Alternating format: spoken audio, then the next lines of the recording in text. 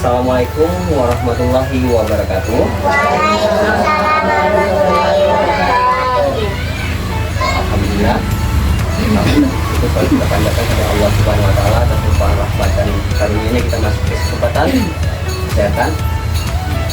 Ibu-ibu sehat semua pada kesempatan sore hari ini? Alhamdulillah sehat. Oke, masih semangat walaupun sore? Semangat Pak, semangat. Terima kasih ya Bu ya. Sekali lagi saya mengingatkan bahwa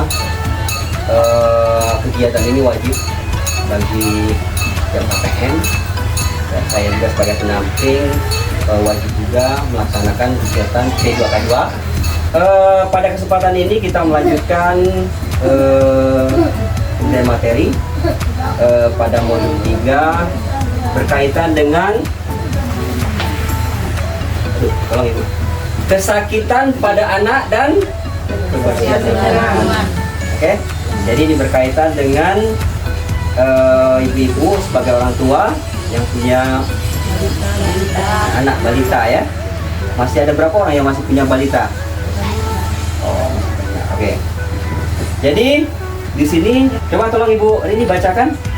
Kesakitan pada anak setiap diare, kecacingan dan malaria dapat dicegah dengan mencuci tangan pakai sabun, BAB di jamban sehat, buang sampah pada tempatnya, dan penggunaan air bersih sehingga anak tumbuh tinggi, sehat dan cerdas. Oke, jadi ini berkaitan dengan kesakitan pada anak, ini difokuskan pada anak-anak ya, karena ibu masih punya balita, punya anak-anak kecil. Nah jadi ini dalam modul ini sesi 13 ada berapa penyakit yang sering timbul atau dialami oleh anak-anak balita atau anak-anak ya. Yang pertama pernah mengenal namanya diare? Oke, diare itu ada yang tahu apa itu diare? Buang air besar, encer, terus Oke, ada lagi?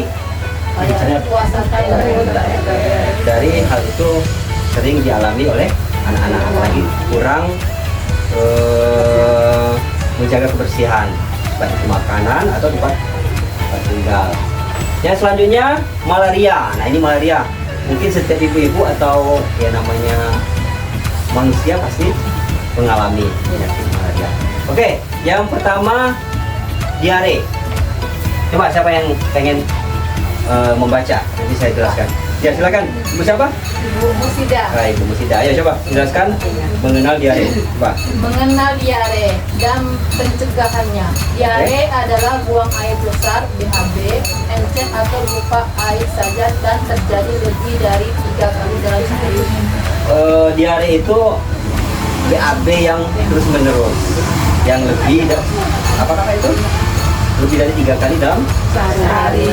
Dan biasanya air berupa air berupa encer. Nah, itu. Oke, lanjutkan.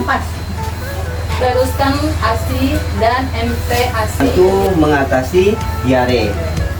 Di samping itu bagi anak selain apa balita tadi dikasih cairan Oralit. Nah, jadi kan bisa dibeli di apotek atau mungkin di toko-toko di situ ada namanya bibit penyakit ya. Diri dan lingkungan, artinya juga sekitar tempat tinggal. Nah, oke, baca dulu biar kita sama-sama mendengarkan. Mengenal kecacingan dan pencegahannya. Oke. Kecacingan adalah gejala gangguan kesehatan akibat Sering di anak-anak ini ya. Silakan Ibu. Siapa Ibu? Ini. Maju aja nggak apa-apa. Silakan. Biar sama-sama ini tolong agak suaranya agak dijelaskan ya, kuat ya. mengenal malaria dan Ini pencegahannya. ciri-cirinya Bu ya. Kalau udah terserang demam disertai kejang-kejang, nah terus sekarang kita ngomongnya demam panas ya. Nah itu. Demam tidak turun-turun dalam 2 hari. Nah ini perlu ibu yang punya anak kecil waspada. Lagi musim hujan ini kan. Dimanfaatkan kan? Oke. Jadi rutin harus diaktifkan itu ya Bu ya, BPJS diperiksa apa? Di bawah diperiksakan kalau apabila kita punya gejala atau kendala-kendala kesehatan itu wajib, jadi biar aktif ya BPJS-nya. Oke, sampai di sini ada pertanyaan? Apakah udah paham? Yang pastinya kita tepuk tangan dulu. Ya. Jadi kesimpulan untuk kegiatan sore hari ini dalam pembahasan ini ada 3 hal yang perlu ibu-ibu perhatikan dalam mengawasi masalah kesakitan pada anak. Yang pertama diare, penyakit yang biasa timbul, masalah pengawasan tadi, pola hidup, ya. Yang kedua malaria, kecacingan. Nah, kecacingan juga pola hidup,